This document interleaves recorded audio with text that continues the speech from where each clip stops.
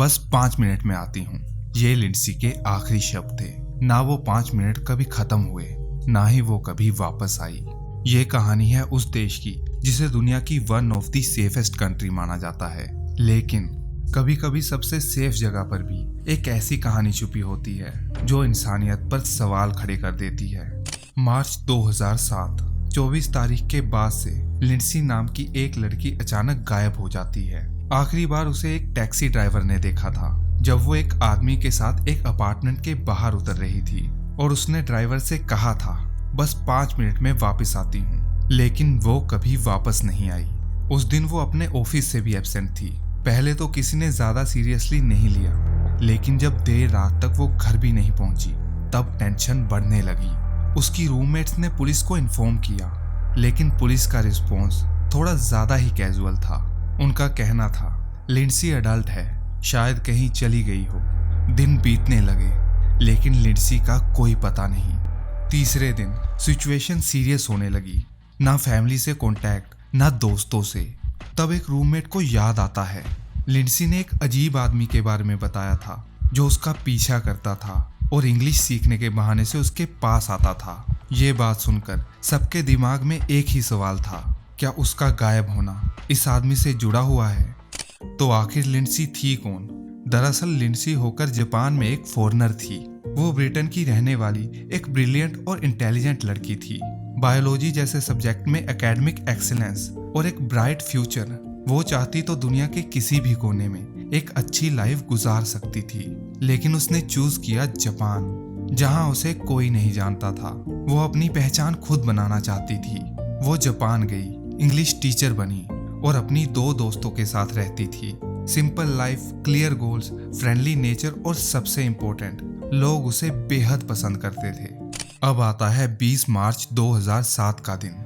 Lindsay अपने काम से घर जा रही थी, तभी एक आदमी उसके पास आता है और कहता है कि वो उसका स्टूडेंट है। लिंडसी तुरंत समझ जाती है कि वो झूठ बोल रहा है।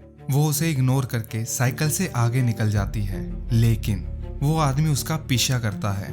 डर के मारे लिंडसी सीधा अपने घर पहुंचती है, लेकिन वो आदमी वहां भी आ जाता है और अचानक माफी मांगने लगता है। वो कहता है कि वो सिर्फ उससे इंग्लिश सीखना चाहता है।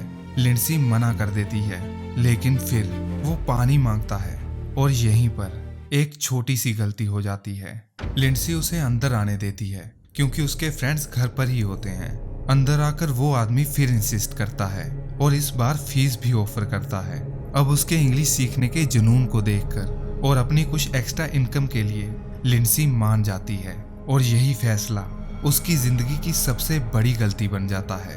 अब ठीक 4 दिन बाद यानी 24 मार्च 2007 को दोनों एक कैफे में मिलते हैं। सब नॉर्मल लगता है, लेकिन उस आदमी का बिहेवियर थोड़ा अजीब होता है। लेसन के बाद जब पेमेंट की बात आती है तो वो कहता है वॉलेट घर पर रह गया, चलो वहां चलते हैं। और लिंडसी मान जाती है। टैक्सी से दोनों उसके अपार्टमेंट पहुंचते हैं और लिंडसी ड्राइवर से अपने आखिरी शब्द कहती है और उसके बाद किसी ने उसे नहीं देखा। जब पुलिस फाइनली उस आदमी तक पहुंचती है तो उन्हें उसका नाम पता चलता है, तात्सुया इचिहाशी, और उसका पास्ट क्लियर नहीं था। पुलिस उसके घर जाती है, लेकिन वो भाग चुका था। फिर जब घर की तलाशी होती है तो एक डरावना सच सामने आता है। उस घर की बालकनी में एक बाथटब मिट्टी से भरा हुआ था और उसके अंदर लिंडसी की डेड बॉडी थी। पोस्टमार्टम में पता चलता है कि उसे बांधा गया था, उसके साथ असोल्ट भी हुआ था और उसकी मौत गला घोटने से हुई थी।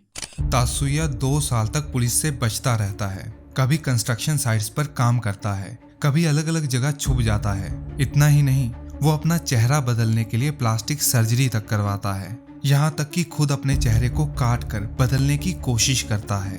सोचो, अपने जुर्म को छुपाने के लिए एक इंसान किस हद तक जा सकता है। आखिरकार 2 साल बाद यानी 2009 में एक फेरी पर उसे पहचान लिया जाता है। वो पकड़ा जाता है। कोर्ट में वो एक्सेप्ट करता है कि उसने लिंडसी का मर्डर किया, लेकिन कहता है मारने का इरादा नहीं था। फाइनली 2011 में उसे उम्र कैद की सजा सुनाई जाती है। लेकिन सवाल ये है, क्या ये इंसाफ था? एक लड़की जो सिर्फ अपने सपने पूरे करने गई थी, उसकी जिंदगी इस तरह खत्म कर दी जाती है, और वो भी सिर्फ इसलिए क्योंकि उसने किसी पर भरोसा किया था। ये कहानी सिर्फ एक क्राइम स्टोरी नहीं है, ये हकीकत है वुमेन सेफ्टी की। आज के वक्त में वुमेन सेफ्टी सिर्फ एक इशू नहीं है, बल्कि एक जरूरत है। अगर आपको ऐसी रियल क्राइम स्टोरीज पसंद है तो चैनल को सब्सक्राइब जरूर करें। मैं मिलूंगा आपसे एक और कहानी के साथ।